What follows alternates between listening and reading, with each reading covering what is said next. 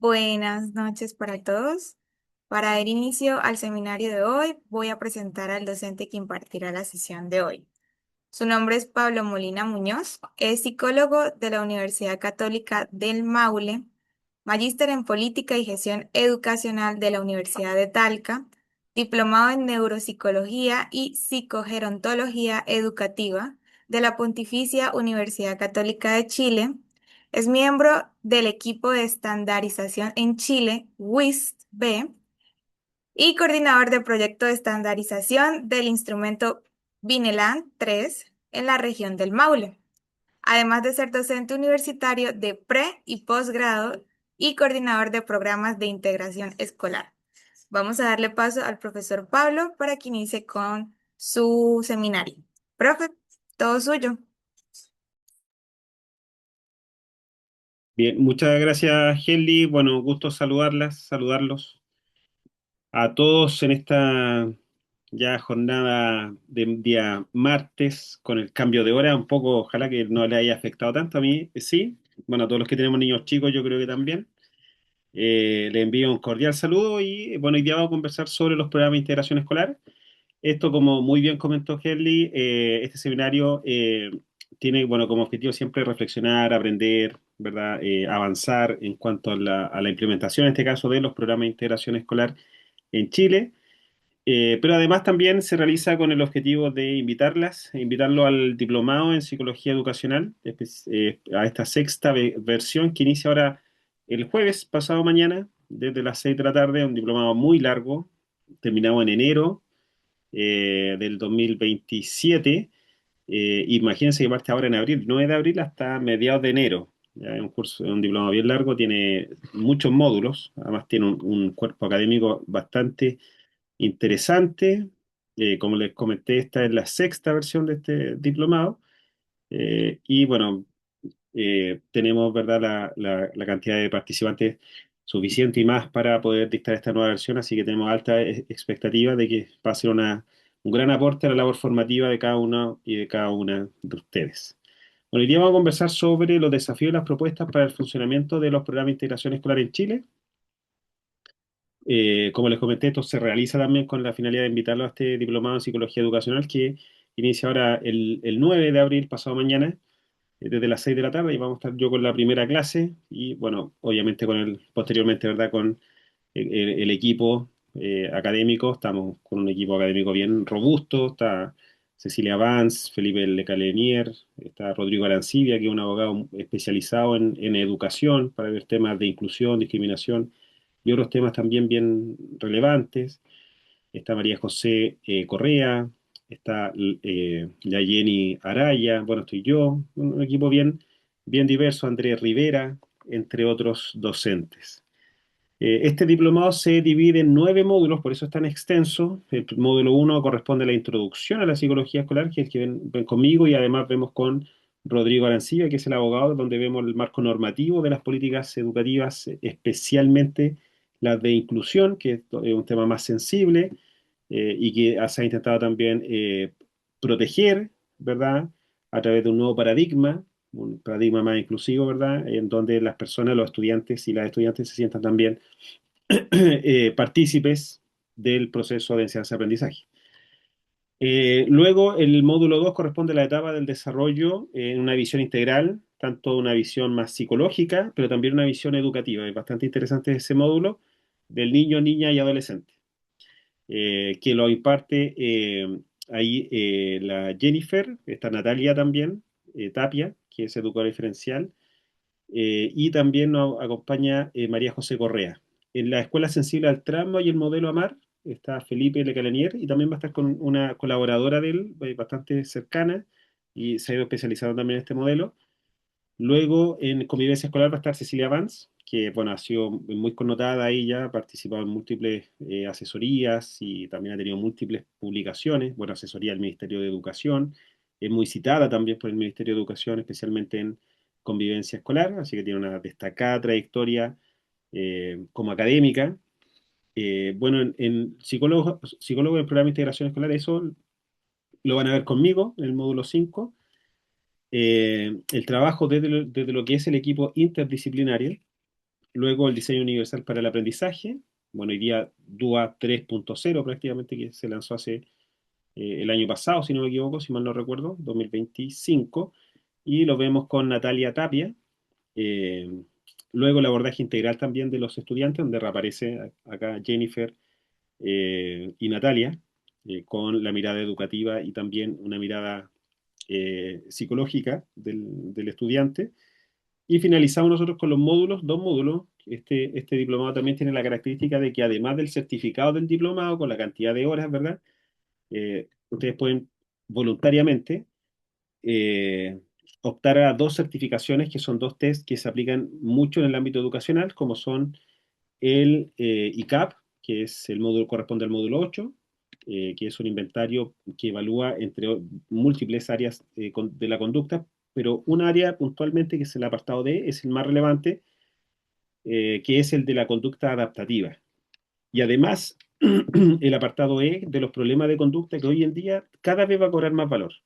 ¿Ya? Y se lo digo porque, bueno, como presentó Helly, me tocó participar como coordinador del proyecto de estandarización del Vineland 3, y una de las características del Vineland 3 es que incorpora, ¿verdad?, la conducta maladaptativa, que son los problemas de conducta del ICAP. Entonces, aparece nuevamente esto de la agresividad, de la autoagresividad, la agresividad también a objetos, destruir cosas, entre otras áreas de entrevista que son bien interesantes hoy en día, considerando el contexto actual eh, en materia de convivencia educativa.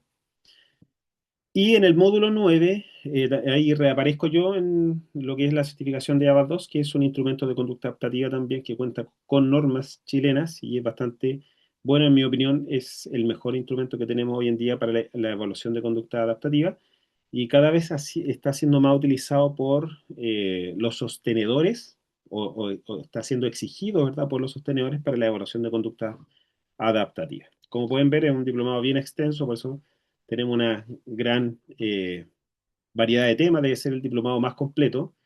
No he revisado todos los diplomados que hay en Chile de psicología educacional, pero este sin duda debe ser uno o el más completo que hay en Chile. Bueno, en lo que nos compete hoy en día hablar sobre los programas de integración escolar, bueno, vamos a entender nosotros, y bueno, los desafíos, por supuesto, y la recomendación, vamos a entender nosotros los programas de integración escolar como una estrategia. Ya, vamos a mirarlo así fríamente, como una estrategia educativa, que puede estar, pero también puede que no esté. Ya, no quiero asustar a nadie, pero hay que mirarlo fríamente, una estrategia. eh, de entre diversas estrategias que hay, que apuntan, ¿verdad?, a dos áreas. Primero es al mejoramiento de los resultados educativos del establecimiento educacional, como un área puntual. ¿Cuáles son esos resultados educativos? Bueno, son las mediciones externas, lamentablemente. Tenemos que acostumbrarnos que esa es la forma de evaluar a las escuelas en Chile, a través de indicadores SIMSE y a través de los indicadores de desarrollo personal y social, ¿vale? También existen otros indicadores externos, como son los puntajes de la PAES, y, bueno, y eso principalmente, pues, son los dos indicadores principales, pero ese apunta más a liceos. Y en la segunda área, además de los resultados educativos, es la participación de los niños, niñas y adolescentes, especialmente de aquellos que presentan necesidades educativas especiales, ¿vale? Esos son los objetivos que tiene la educación en Chile, y todas las políticas, todas las estrategias, ¿verdad?, que inyectan recursos a los establecimientos educacionales buscan lo mismo. Buscan que las escuelas que con menores resultados, con menores oportunidades también, darle ese empujoncito hacia los logros educativos y también hacia lo que es la participación de los estudiantes.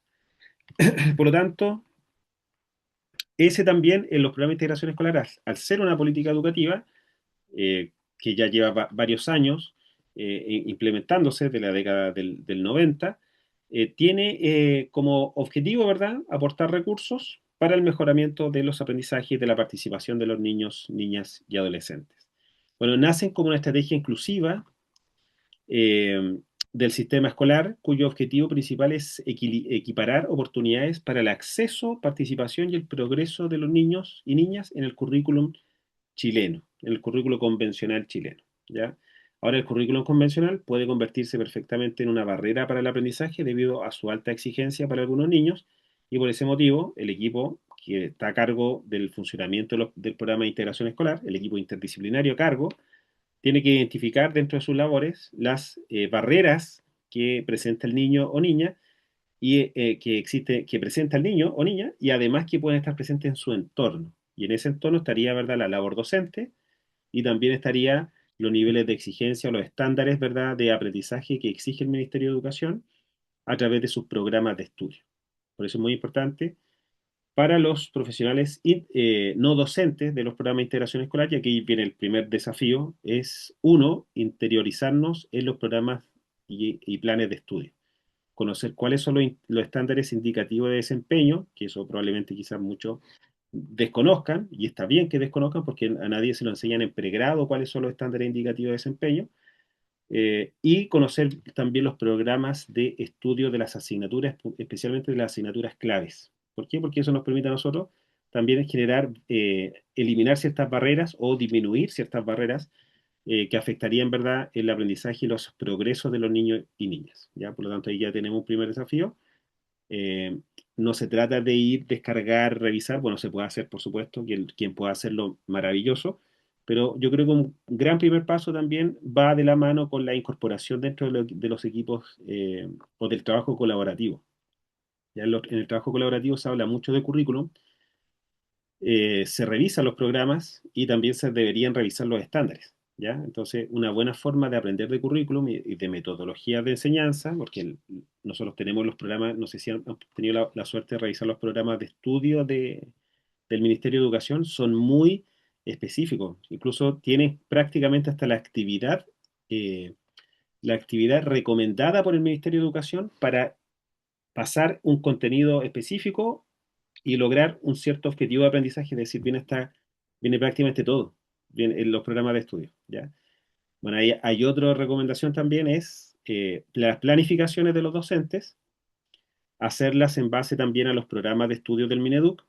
La mayoría de los docentes, por lo que yo he podido observar, planifica en base a su planificación del año anterior. Entonces, se va generando una desconexión entre las recomendaciones del Mineduc y lo que ellos en definitiva realizan o gestionan como profesores dentro de la sala de clase. Por lo tanto, en síntesis, es muy importante ir revisando los programas de estudio, especialmente ahora que hubo también un cambio en los programas de estudio. Bueno, como característica también, el PIE debe formar parte de una cultura institucional.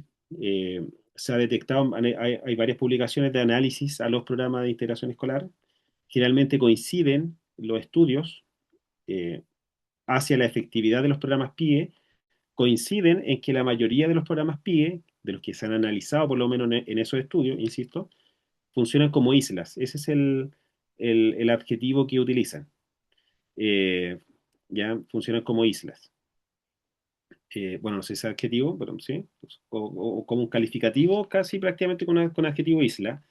Eh, y eso es contraintuitivo y contraindicatorio a lo que propone el Ministerio de Educación, que es que los programas de integración escolar formen parte del proyecto educativo institucional. Es decir, para que un programa de integración y para que un equipo, ¿verdad?, se inserte dentro del alma de una escuela, que es el proyecto educativo, pero en primer lugar debo creer en el proyecto educativo, o sea, en el programa de integración escolar, y debo confiar también en sus profesionales, y los profesionales deben estar bien adosados o adheridos al establecimiento educacional. Por lo tanto, este funcionamiento como isla también afectaría, ¿verdad?, Eh, el buen funcionamiento del programa de integración escolar.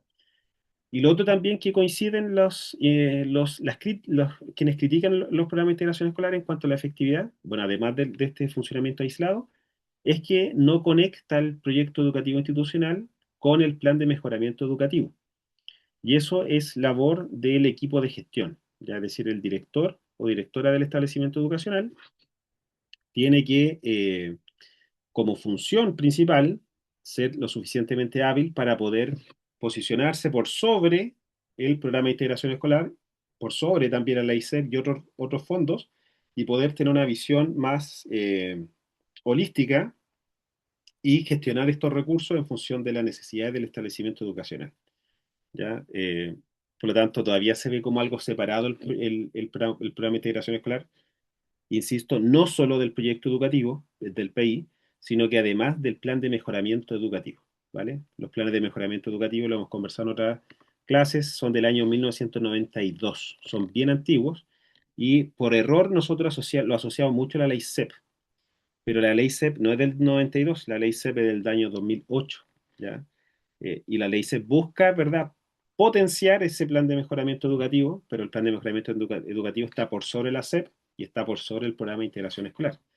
Entonces, dentro de los objetivos del PME tienen que estar, o dentro de las acciones también del PME, tienen que estar los recursos y los profesionales también del programa de integración escolar.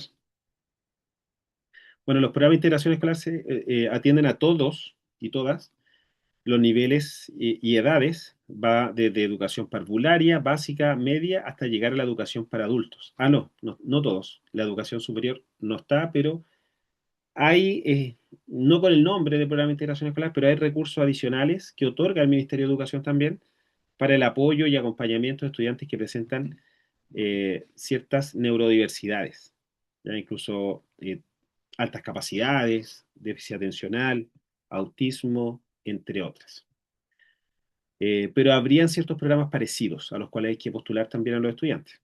Y eso también hay que ver en enseñanza media, quienes trabajan en los programas de integración escolar, conocer, ¿verdad?, a las universidades o institutos profesionales que están cercanos y identificar a aquellos estudiantes que tienen más posibilidades de finalizar estudios superiores en institutos profesionales, centros de formación técnica, universidades, y también buscar con esos establecimientos de enseñanza superior ciertos vínculos eh, o ciertos convenios que permitan también que los estudiantes también ingresen a estas instituciones, aquellos que puedan, obviamente, y que cuenten además con apoyo familiar.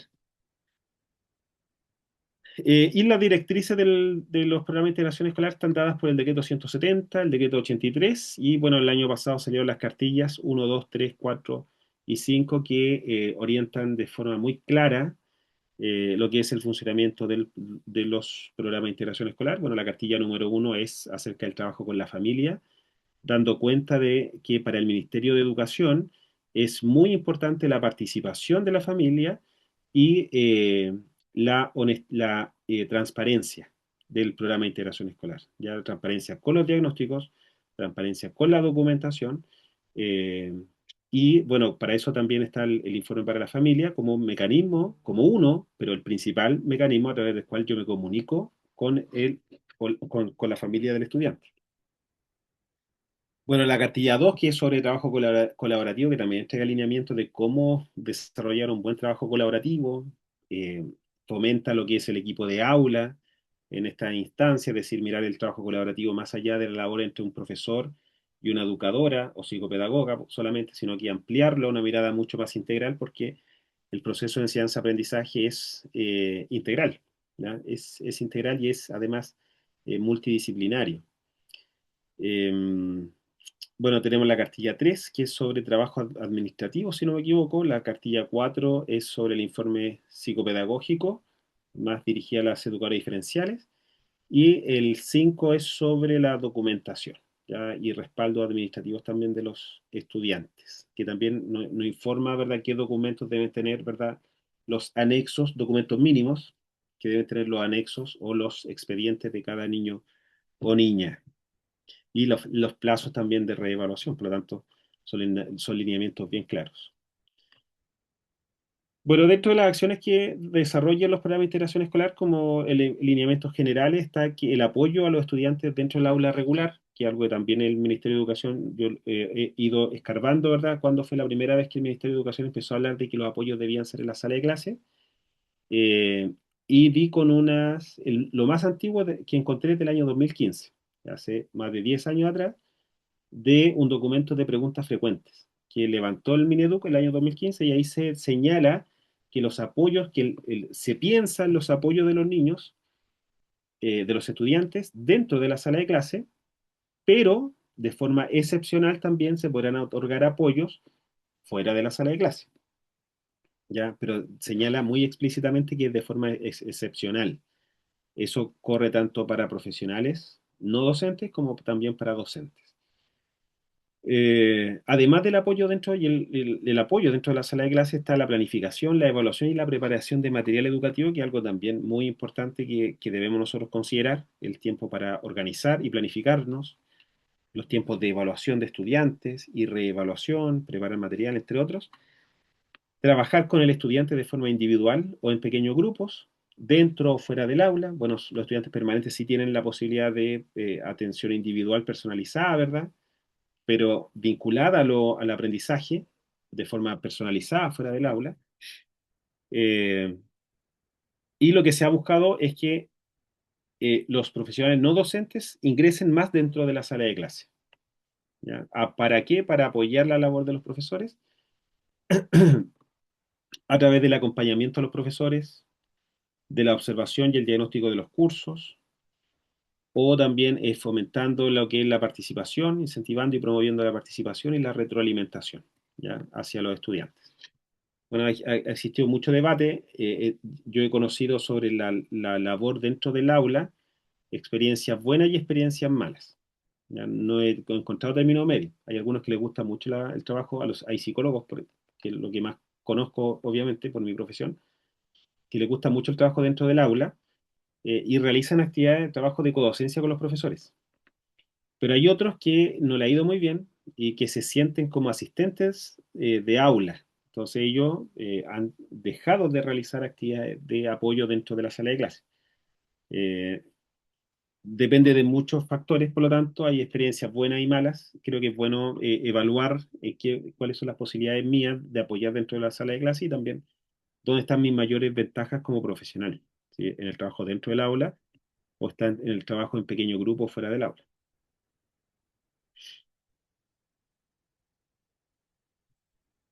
Bueno, ¿qué significa entonces? Que para recibir la subvención, el establecimiento debe declarar que cuenta con el apoyo personal de apoyo, ¿verdad? Suficiente. Ahí actualmente nosotros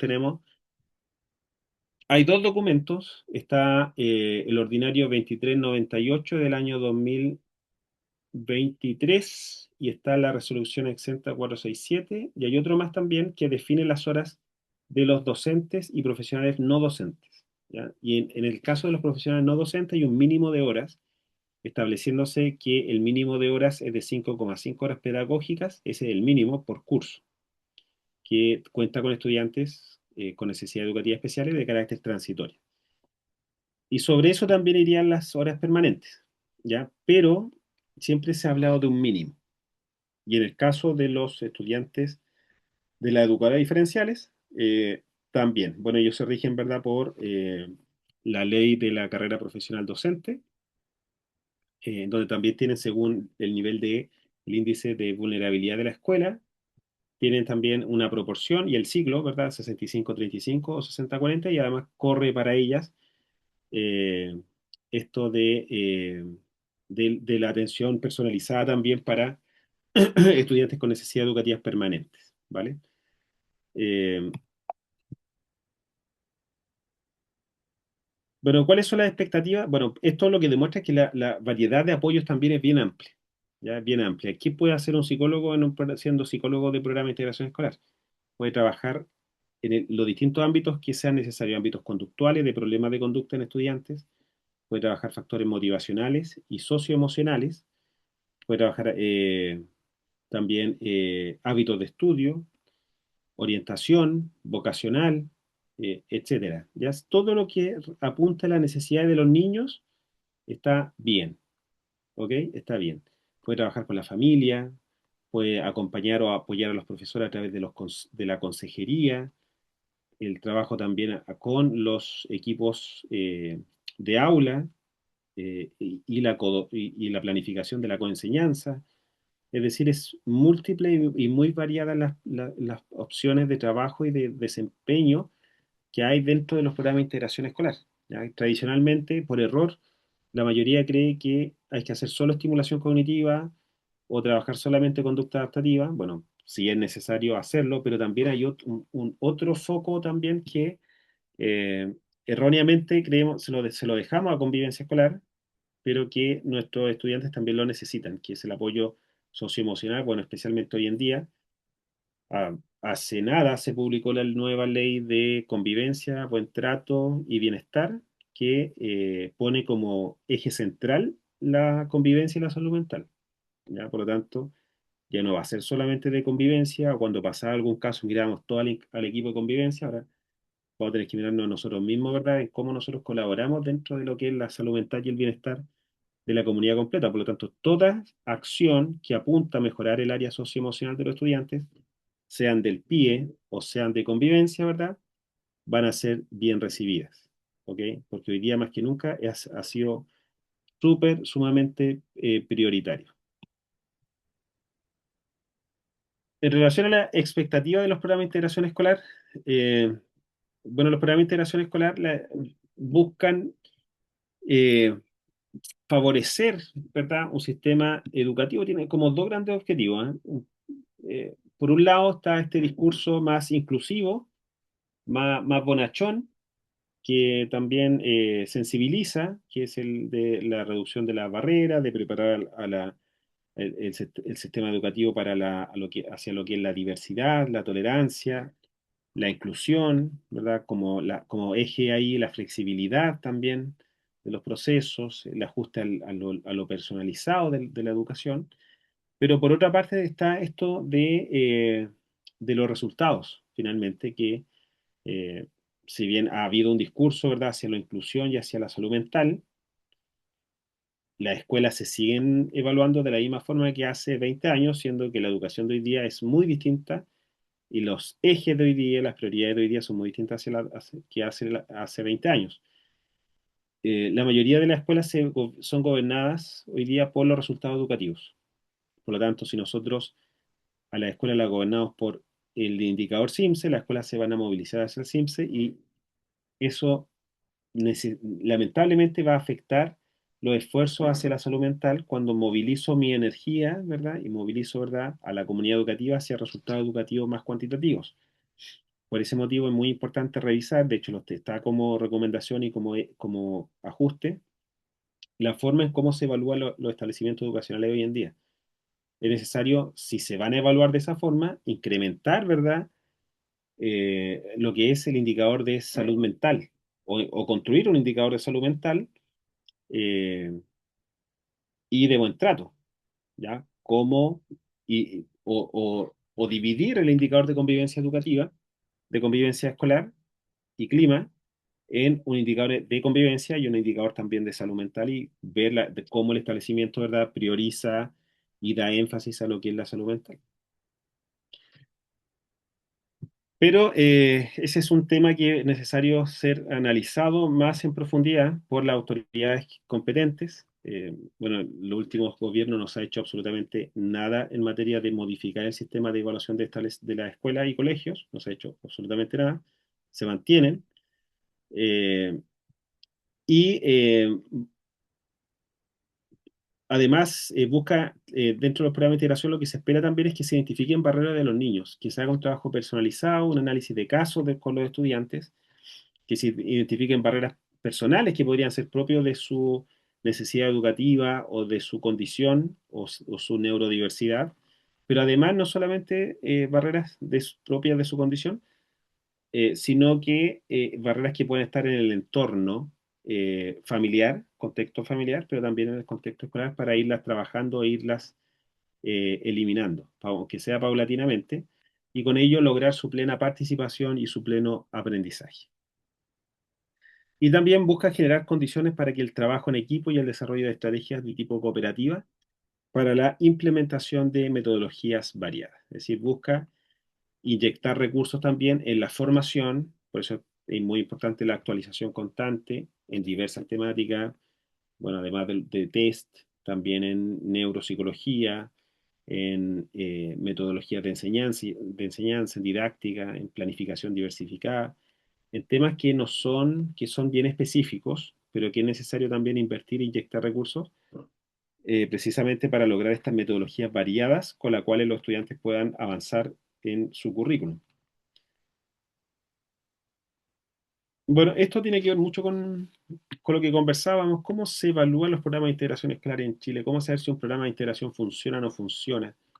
dependerá de los resultados SIMS, es decir, si el SIMS anda bien del colegio, el pie es bueno, si el SIMS anda mal del colegio, el pie es malo. ¿Bastará con eso? ¿O no tendrá nada que ver el funcionamiento del pie con el SIMSE?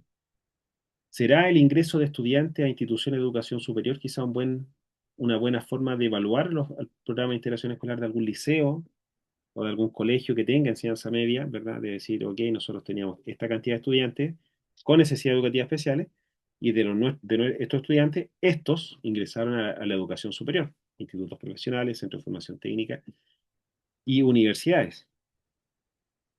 ¿Será también una forma de evaluar aquello, identificar el porcentaje de estudiantes que mejoran o salen o superan su necesidad educativa?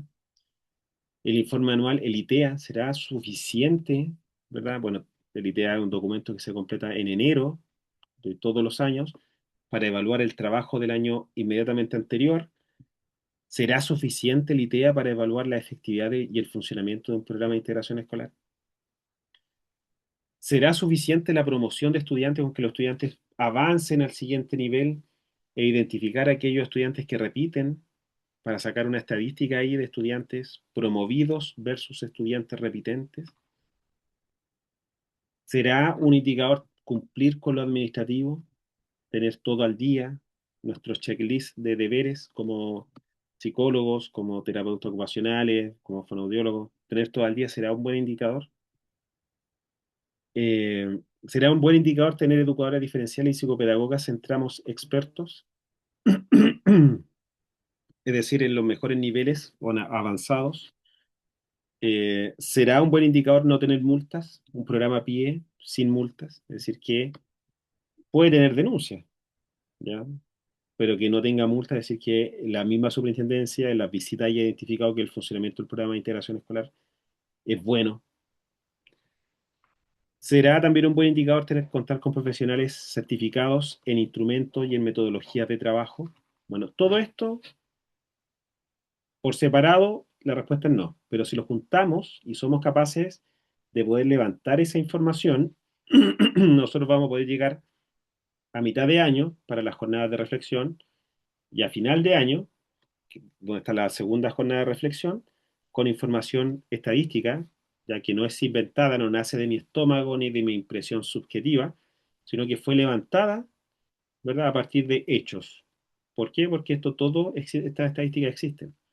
Y es muy importante para la evaluación de los programas de integración escolar separar el funcionamiento, y esto le pasa mucho, lo que me he dado cuenta es que muchos profesores e incluso directivos responsabilizan al programa de integración escolar por los resultados educativos de las pruebas SIMS. Y ese es el error, un error muy grande. Quien coordina el programa de integración escolar debe detener. ¿Ya? Debe ser capaz de decir no director, no directora, o no jefe de UTP, o no profesora, lo que usted dice no está en lo cierto, porque los programas de integración escolar, ¿verdad? Tienen como objetivo, bueno, la prueba SIMS lo que mide realmente es la preparación del establecimiento educacional para rendir la prueba. Eso es lo que mide la prueba SIMS. El SIMS, aquellos colegios que obtienen resultados más altos en las pruebas SIMS son aquellos colegios que se preparan de mejor forma para lograr esos resultados. Eso está archi demostrado. Entre más se prepara el colegio para la prueba SIMS, mejor resultado educativo va a tener. Lo que hace el programa de integración escolar es brindar apoyos para el aprendizaje y la participación de estudiantes con necesidades educativas especiales. Además, las escuelas públicas tienen el doble de estudiantes con necesidades educativas especiales en comparación a la educación particular subvencionada. Por lo tanto, eso también es injusto hacer esa comparación, ¿vale? Y por ese motivo es bueno a ustedes contrastar eso y decir, de esta forma, ¿verdad? Nuestro equipo PIE, nosotros evaluamos con estos indicadores. Promoción escolar, también podemos agregar acá satisfacción de los apoderados con el programa de integración escolar. A mí me han dicho, ¿sabes qué? Yo estoy muy conforme con el programa PIE de este colegio. Oye, pero maravilloso, pero ¿qué sería bueno poder aplicar una encuesta de satisfacción online a los apoderados que puedan contestar, los que no contestan, ¿no? Con un link que contesten, ¿verdad? Cosas de recomendaciones y todo, y tenemos una estadística también, no sé, 90% de satisfacción de los apoderados, contamos nosotros. ¿Por qué? Porque tenemos 300 estudiantes y 180 de los apoderados respondieron a la encuesta y nosotros tenemos 90% de satisfacción. Todo eso son datos que potencian y dan validez al trabajo que se realiza internamente. Además, no tenemos ninguna multa y las veces que ha venido la superintendencia conoce nuestro trabajo y no nos ha multado y nos ha encontrado bien el trabajo. Bueno, esto nos invita entonces a la necesidad de construir nuevas formas de evaluar los programas de integración escolar. Eh, ya lo vimos, vincular la efectividad de un programa de integración escolar con los resultados SIMSE es un error. Detrás de los resultados SIMSE que alcanza un establecimiento interviene un conjunto de variables como la calidad de los profesores también, que es una variable que no está tan relacionada al SIMSE, o sea, a los programas de integración escolar. Están las capacidades cognitivas también de los estudiantes, los hábitos de estudio de los estudiantes, un conjunto de variables familiares como desde la alimentación, hábitos, expectativas y motivación también. Y hay factores también socioeconómicos que se relacionan a los altos resultados educativos. Por eso, nunca acepten que digan no fue mal porque nuestro programa de integración escolar es malo. ¿Ya? No, eso no hay que aceptarlo. Acá podemos ver que son mucho más variables las que influyen en los resultados educativos. Bueno, detrás de los resultados de cada que alcanza un establecimiento educacional, intervienen un conjunto de variables como la calidad de los docentes, eso ya lo ven, hábitos de estudiantes, familia, etc. Bueno, para hacer una evaluación justa de los programas de integración escolar, debemos nosotros elaborar siempre una batería de indicadores de eficiencia interna y además de eficiencia externa, ya que eso lo podemos sacar de estas mismas preguntas, agregando o algunas preguntas más también de satisfacción o internas también del equipo de trabajo. Bueno, acá tenemos algunos indicadores de eficiencia interna. ¿Ya? Esto se ve mucho en gestión, eh, en magíster de dirección, de gestión. Se trabaja mucho desde la medición de las acciones dentro de los establecimientos educacionales. Y puntualmente se habla de dos tipos de eficiencia. La eficiencia interna, que son aquellos métodos que levanta internamente por iniciativa propia el establecimiento para poder evaluar si las acciones que se desarrollan internamente están dando resultado o no. Y además tenemos los indicadores de eficiencia externa, que son las pruebas, las mediciones impuestas por otros, como la agencia de calidad que evalúa a través de la prueba SIMS, o el DEMRE o la Subsecretaría de Educación Superior que eh, evalúa a través de la prueba PAES. Bueno, en este caso, estos indicadores entonces corresponden a un grupo de indicadores que se obtienen a partir de la información que levanta internamente el establecimiento educacional. Acá tenemos nosotros el porcentaje de promoción efectiva de estudiantes, es decir, qué porcentaje de estudiantes tenemos, cuántos de los que tenemos este año avanzaron al siguiente nivel y eso obtener ahí un porcentaje. Porcentaje de repitencia, bueno, obviamente se desprende rápidamente del anterior. El porcentaje de retención, que eso es muy importante, que corresponden a el grupo de estudiantes que partieron con nosotros en prekinder o en primero básico y llegaron a cuarto básico. Y eso muestra que la familia confía en el colegio también. ¿Ya? Y luego los que finalizan octavo básico y los que finalizan, en el caso de tener enseñanza media, cuarto medio, o ingresan en primero medio y tienen, ¿verdad?, retención, ¿verdad?, hasta cuarto medio. Esos datos también son importantes porque muestran, insisto, la confianza de la familia hacia el proyecto educativo institucional. Bueno, ¿cuántos estudiantes desertan o abandonan el establecimiento educacional de aquellos que cuentan con programa de integración escolar? Bueno, el porcentaje de estudiantes que egresan, también una buena estadística, de los que tienen necesidades educativas transitorias. Bueno, el plan de compras también, en el caso de contar con plan de compras, también ver, llegar a una estadística sobre las compras que se realizan.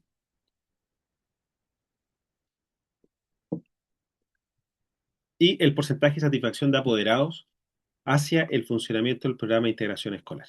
Ya todas estas son formas alternativas también con las cuales nosotros podemos medir, ¿verdad?, el funcionamiento del programa. Bueno, ¿hacia dónde van los desafíos de la educación especial? Puntualmente de los programas de integración escolar. Bueno, Arias, que publicó un estudio el año 2020 de análisis al funcionamiento de los programas de integración escolar. Ya él fue un estudio muy crítico del funcionamiento. En sus palabras, él eh, no identificaba efectos positivos de los programas de integración escolar desde lo cuantitativo. Es decir, lo que es el logro escolar de los estudiantes, las calificaciones de los estudiantes, la diferencia era marginal. ¿Ya? No había una diferencia no había diferencia significativa.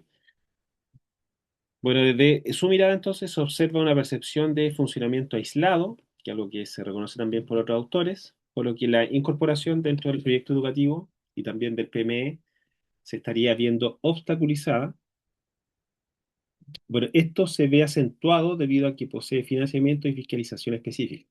Entonces, este financiamiento y fiscalización específica que son ciertas señales que también son mal interpretadas por los equipos de gestión y tienden a no meterse con la plata del PIE o no meterse con los profesionales del PIE, y además que los conceptos son tan técnicos, ¿verdad? Desde los diagnósticos de los niños, los plazos evaluativos, la documentación de ellos tan técnicos que muchos equipos o muchos directivos prefieren no meterse y dejar solamente a quien coordina el programa de integración escolar como a cargo y que nos avise cualquier cosa, ¿ya? Pero eso no es una buena práctica. ¿Ya? Nosotros debemos ver los programas de integración escolar como una estrategia eh, que apunte al mejoramiento de los procesos de enseñanza-aprendizaje y también a la participación de los niños y niñas. Bueno, otro a nivel ya de la política educativa es el sistema de financiamiento de los programas de integración escolar, en donde ahí hay un gran desafío en lograr la estabilidad de los equipos. Ya hoy día los programas, bueno, y siempre, históricamente, los subsidios, la subvención de los programas de integración escolar está dado por los estudiantes. Es decir, si el estudiante se presenta la necesidad educativa, se demuestra la necesidad educativa, se reciben recursos por el estudiante. Pero si el estudiante egresa o por alguna casualidad de la vida disminuye, como ocurrió en la pandemia, disminuyó la cantidad de estudiantes eh, eh, que fueron presentados al Ministerio de Educación o postulados, disminuyó por temas logísticos que no se pudieron hacer muchas evaluaciones de ingreso. En ese caso, eh, eh, no eh,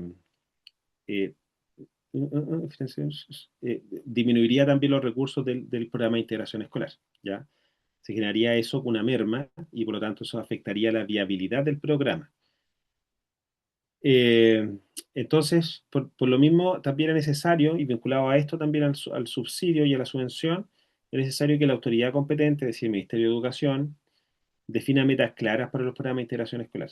¿Ya? Las cartillas son una buena medida, orientan de forma muy clara lo que son los distintos ejes de los programas de integración escolar, pero es importante también mayor participación en lo que es el apoyo y el acompañamiento a los equipos de integración escolar, especialmente en aquellas escuelas que muestran bajos resultados educativos, tanto en los indicadores de desarrollo personal y social como en las pruebas CIMSE, para también apoyar y comprometer a los equipos de integración escolar en ciertas acciones, ¿ya? Vinculada también a lo que es el área socioemocional, además del aprendizaje. Bueno, también otro de los desafíos de los programas de integración escolar corresponde al perfeccionamiento en neurodiversidad y la construcción de indicadores para la evaluación de los programas de integración escolar en cada establecimiento, ¿vale? Eh, el área de la neurodiversidad y la necesidad educativa especiales, los que precisamente se encuentran ahí en esa área, junto con la educación, es como un híbrido, la necesidad educativa especiales entre la neurodiversidad, la neurociencia, y la educación está ahí, ¿verdad? Las necesidades educativas especiales. Por lo tanto, el trabajo desde las necesidades educativas especiales forzadamente nos va a llevar a aprender más sobre neurociencia y también a aprender más sobre educación y enseñanza y aprendizaje. ¿vale? Y esos espacios deben darse. Puede ser el mismo equipo PIE quien otorgue espacios de actualización a los profesores, no sé, la fonoaudióloga, por ejemplo, terapeuta ocupacional, la psicóloga, la educadora diferencial, entre otros, que otorgue espacios también de actualización en ciertas normativas o nuevas formas también de abordaje dentro del aula de ciertos casos más complejos, especialmente en el caso de los estudiantes que presentan la condición del espectro del autismo, que requieren un apoyo más personalizado y también un mejor manejo. Es mucho más desafiante. eh, Además, también hay que estar bien preparados también para lo que es la contención emocional. Y eso entonces lleva siempre al constante desafío de irnos actualizando, irnos renovando en formas de enseñar, en nuevas formas de enseñar. Cada año aparecen nuevas metodologías que han sido puestas a prueba científica, de forma científica en otros países, ver también de qué forma nosotros podemos implementarlas o adaptarlas a nuestra cultura, ¿verdad? Para llevarlas adentro de la sala de clase. Y además, bueno, siempre va a ser conveniente levantar indicadores sobre el funcionamiento de los programas de integración escolar en cada establecimiento. Aquí algo que hemos visto a lo largo de este taller. Bueno, lo otro también dentro de los principales desafíos es que el uso de los recursos debe ser estratégico y debe apuntar a necesidades. Necesidades de la institución educativa en su diagnóstico que fue que se desarrolló al inicio del PME. El PME parte con un diagnóstico, ¿verdad?, de una situación actual del establecimiento educacional, identificando ciertas barreras o ciertos problemas del establecimiento en distintas temáticas: gestión pedagógica, liderazgo, recursos, convivencia. Y bueno, hay que resolver o avanzar en disminuir o eliminar idealmente también esas barreras. ¿Ok? Y eso lleva a poner en marcha ciertos recursos dentro de donde están los programas de integración escolar, eh, eh, por ejemplo, a través de lo que son acciones dirigidas a mejorar el trabajo de los profesores en su gestión pedagógica, o también a colaborar con convivencia educativa en ciertos temas de buen trato o de ambiente propicio para el aprendizaje, ¿vale? Entonces, hay que darle también mayor dinamismo y mayor flexibilidad al programa en función de las necesidades del establecimiento educacional. Y de eso se trata lo estratégico. Lo estratégico señala tener bien sacada la foto del establecimiento en cuanto a las barreras y a los puntos débiles del establecimiento educacional e inyectar recursos de forma inteligente, ¿verdad?, a la superación de esas necesidades. ¿Qué es lo que me ha tocado ver a mí dentro? Bueno, en general la mayoría de los PME están bien, pero me ha tocado ver PME que los diagnósticos son elaborados por los equipos de gestión, y en general cuando un diagnóstico es elaborado por un equipo de gestión, es una mirada parcial. ¿Ya? La riqueza del diagnóstico y la validez de un diagnóstico está dada por otras miradas, es decir, que otra persona, nosotros detectemos ciertos problemas, pero además otros, desde otra mirada, desde otro rol, desde otra jerarquía también son capaces de identificar también el mismo problema, y ahí es donde se genera la validez del problema, ¿vale? Pero si lo hacemos nosotros el diagnóstico entre cuatro paredes nomás, eh, es muy probable, es altamente probable que no todas las necesidades sean detectadas. ¿Vale? Y que nuestro PME, por lo tanto, sea hecho la rápida y se parezca mucho al PME del colegio, de otro colegio de la misma comuna, ¿vale? Porque el PME debe responder al proyecto educativo, y el proyecto educativo es algo muy singular del establecimiento educacional. Por eso es muy importante hacer con hartas ganas, con harta motivación, un buen diagnóstico para el PME, y ver también al mismo tiempo de qué forma nosotros, con los recursos que tenemos del PIE, nosotros podemos también desarrollar acciones que ayuden, ¿verdad?, a disminuir las barreras del diagnóstico del PME. Bueno, recordar también que las barreras no solamente corresponden a las necesidades educativas especiales, sino que están presentes también en la familia y dentro de la sala de clase. Y lo otro también, finalmente, uno de los grandes desafíos que tenemos todavía es desarrollar una cultura inclusiva. nosotros hemos pasado por distintos enfoques de enseñanza. El primer enfoque es un enfoque segregador de enseñanza, en donde estaba separada la educación especial de la educación regular, podríamos llamar hoy en día.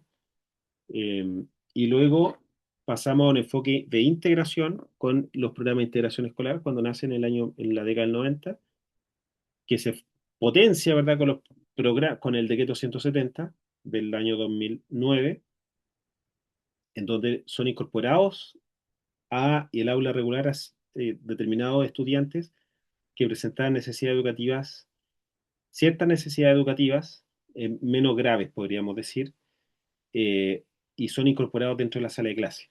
Ya niños, por ejemplo, con autismo, niños con discapacidad intelectual leve, niños con multidéficit, entre otros, que iban a la educación especial. Bueno, ahora con el decreto 170 están dentro, pero también atendidos de una forma muy específica, eh, casi separados, pero dentro de la sala de clase, pero con atención diferenciada. Y luego avanzamos hacia el modelo de inclusión desde el año 2013, eh, en el libro de implementación, ¿verdad?, de recomendaciones para la implementación de los programas PIE del año 2013, un libro azul.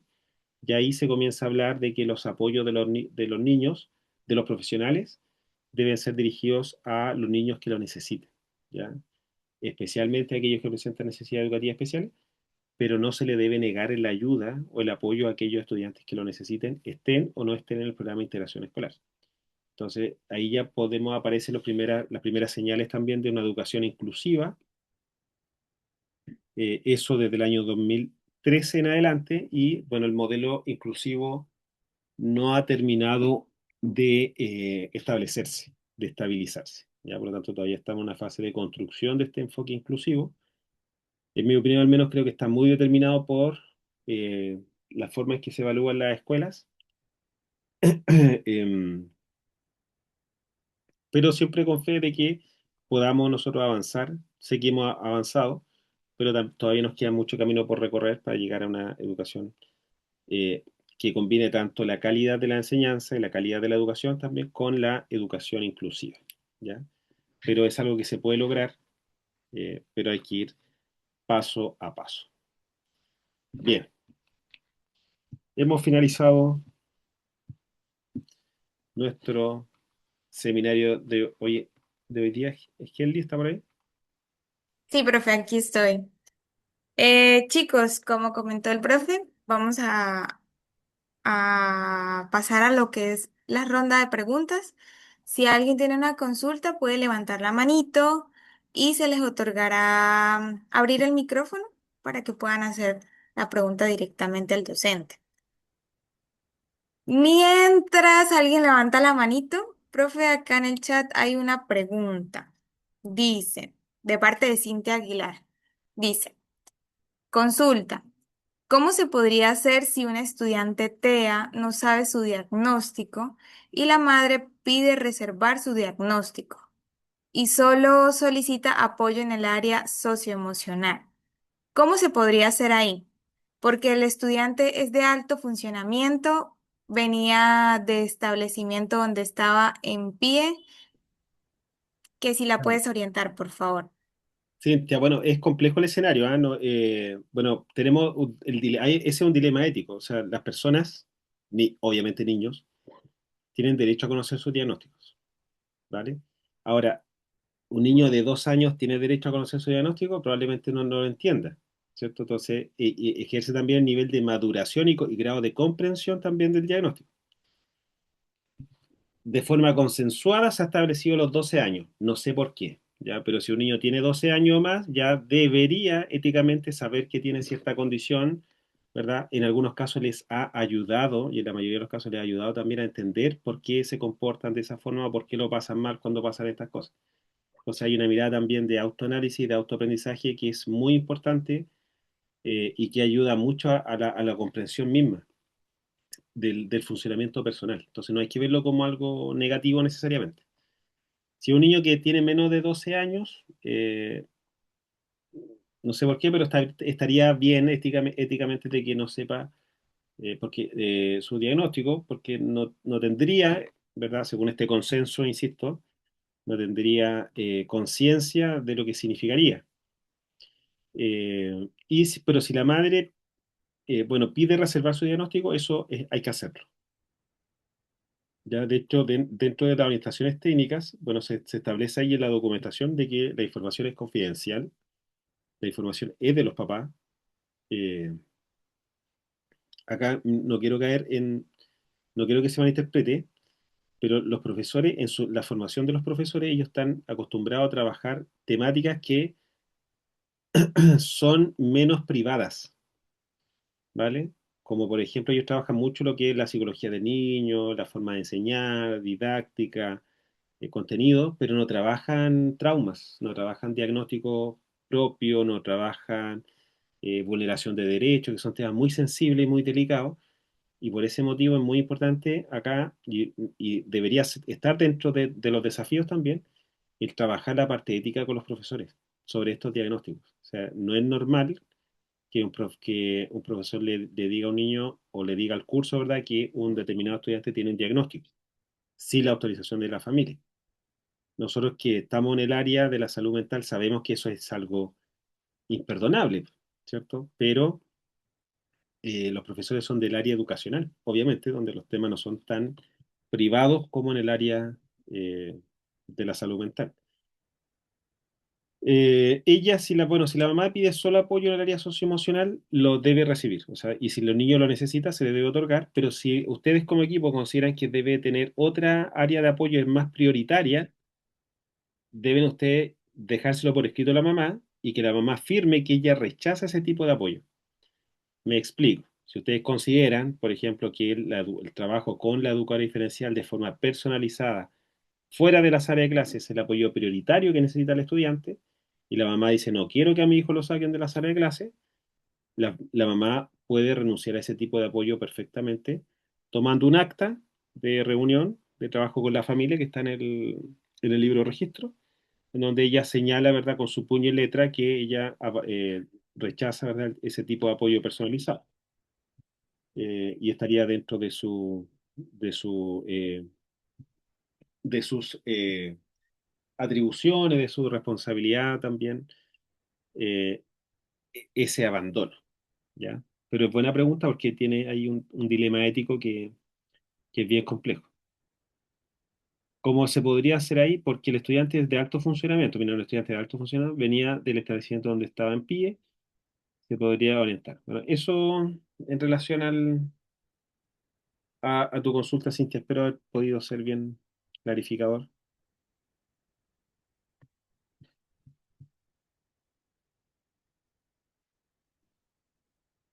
Kelly, Listo. Profe, ¿hay otra pregunta? Pensé que la estaba leyendo. Y una pregunta. ¿Tienes información sobre la fiscalización que están solicitando las planificaciones en el aula de recursos, que por lo general no se hacen y se guían por el PAI y fundamentan que el registro sirve como evidencia?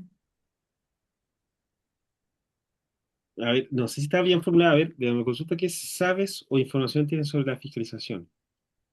Coma. Están, o punto. Están solicitando las planificaciones en aula de recursos. Me parece súper bien que las pidan. De hecho, esas planificaciones son válidas. Son las planificaciones válidas. De hecho, la planificación debe ser diversificada desde hace rato. Debe ser diversificada desde el año 2015 con el decreto 83. La planificación debería ser una planificación para todo el curso, diversificando en formas de enseñanza. Eh, por lo tanto, es normal que pidan y fiscalicen las planificaciones en aulas de recursos. No, aula de recursos, no es aula regular, en aula de recursos. Ya, eso no, lo que correspondería ahí, y bueno, no sé si tú has conocido el caso, pero eso ahora se considera el único plan de apoyo individual válido por el Ministerio de Educación, es el que está en el libro de registro. ¿Ya? Entonces, en el libro de registro, donde aparece el apartado plan de apoyo individual, no es profundo, ¿ya? No se detallan las actividades, los objetivos, no. Mencionan los plazos en los cuales se va a otorgar la atención y el profesional, pero no se detalla nada más. Yo creo que habría que cumplir con ese plan solamente. Eh, claro, y se guían por el PAI. El PAI, ese PAI es el que manda, es el documento oficial del Ministerio de Educación, el que está en el libro de registro. Bueno, profe, de momento no han enviado más preguntas. Chicos, si alguno no tiene alguna consulta que hacer directamente al profe. Ah, bueno, acá acaban de enviar otra preguntita y ya creo que con esta cerramos, profe. Dice, quisiera saber qué hacer en caso de que las o los estudiantes del PIE no avancen en clases, considerando que ya están las adecuaciones hechas. Bueno, es muy probable que ahí la detección de barreras no fue la correcta. O sea, evidentemente existen las barreras pedagógicas, pero hay barreras también socioemocionales y familiares que no están siendo atendidas. Y por lo tanto, lo que se debería hacer ahí es solicitar apoyo psicológico o apoyo a otros profesionales, terapeuta ocupacional, a quien pueda colaborar, ¿verdad?, en esta labor de trabajar con la familia, la motivación escolar, dirigir los esfuerzos de los estudiantes hacia ciertas metas también de aprendizaje o metas personales, eh, porque es la actitud, si no está el mínimo siempre va a ser la actitud, las ganas, el entusiasmo por aprender, va a ser muy difícil que los niños logren avanzar, ¿vale? Entonces, creo que hay una o más de una necesidad que no está siendo atendida en ese establecimiento educacional. eh, y yo lo que haría sería una reunión de equipo, de aula, con, con todos los profesionales para abordar esta temática y ver qué es lo que está pasando. ¿Ya? Seguro que hay bajas expectativas probablemente de la familia, hay bajo apoyo escolar, y a partir de eso ir a elaborar e implementar un plan eh, remedial, podríamos decir, un plan de apoyo a esa necesidad, ¿ya? De, por ejemplo, no sé, de reforzamiento o de cierta implementación de ciertos incentivos también para los estudiantes, que sea, aunque suene súper conductista, pero a veces, bueno, hay cosas que resultan, ciertos sistemas de recompensa a estudiantes para que logren mejorar en su aprendizaje, eh, o buscar o ir y buscar ciertas metas existenciales y personales, ¿verdad? Y tratar de dirigir hacia esa meta, o uno ser bien directivo. Ahí me ha tocado ser muy directivo en estos temas y me ha tocado incluso hacerles el horario de estudio de los niños en la casa e ir con la mamá, ¿verdad? Oye, no con no ir a la casa, pero sí ir teniendo contacto con la mamá para ver si los niños van cumpliendo con su horario de estudio.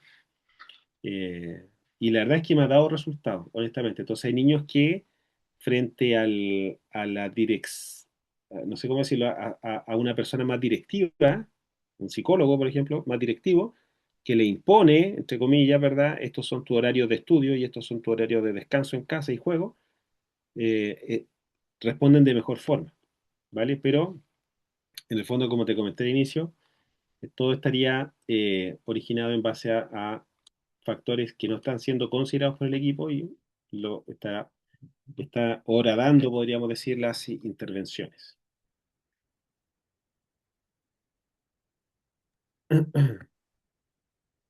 Bueno, profe, yo creo que con eso ya cerramos la clase de hoy. Chicos, recordarle que esto es un abrebocas. La idea es que se inscriban al programa que va a dictar el profesor Pablo. Ahí vamos a estar respondiendo sus consultas a mayor profundidad y casos que en su defecto tengan que ver con el programa. Profe, agradecerle por su tiempo, por sus conocimientos, por estar aquí con nosotros. Nosotros vamos a pasar a la dinámica del sorteo. Entonces, Oye, muchas gracias. Que ujú. tengan una bonita noche, que descansen. Nos vemos, bueno, y obviamente los dejo invitados al jueves, ahí partimos con el diplomado, así que ánimo. Vale, profe, nos No, vemos entonces. chao, Eli. Chao. Bueno, chicos, nosotros vamos a pasar a la dinámica del sorteo. Vamos a pausar la grabación un momento.